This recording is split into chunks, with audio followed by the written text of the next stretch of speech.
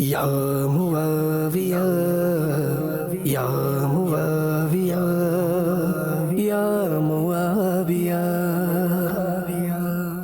ইসলামী ইতিহাসে কিছু ব্যক্তিত্ব এমনও রয়েছেন যাদের উল্লেখযোগ্য বিশ্বস্ততা, জ্ঞান ও ধৈর্যের উজ্জ্বল দৃষ্টান্ত দেওয়া হয়।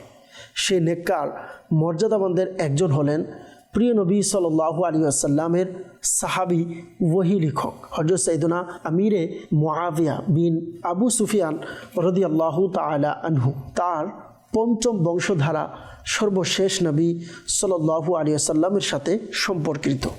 হুদাইবিয়ার সন্ধির পর তিনি রাদিয়াল্লাহু তাআলা আনহু ইসলাম গ্রহণ করেছিলেন এবং মক্কা বিজয়ের দিন নবী করিম সাল্লাল্লাহু আলাইহি ওয়াসাল্লামের বারগাহে তা উপস্থিত হয়ে তা প্রকাশ করেছিলেন।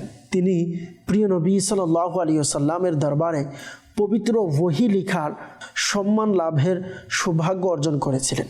প্রিয় নবী সাল্লাল্লাহু আলাইহি ওয়াসাল্লাম তার জন্য বারবার প্রার্থনা করেছিলেন, হে আল্লাহ, মুআবিয়াকে জ্ঞান ও প্রজ্ঞায় পরিপূর্ণ করো। হে আল্লাহ, তাকে পথ প্রদর্শক এবং হিদায়াতের উপর কায়েম রাখো।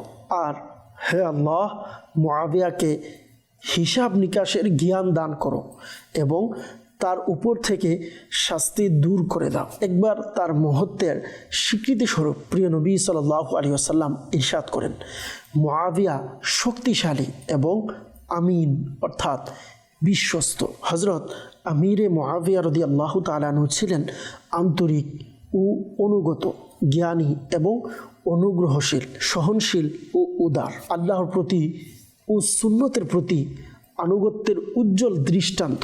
তার কোমল হৃদয়ে স্বীয় অধীনস্থদের জন্য দয়া ও সহানুভূতি ছিল অপরিসীম।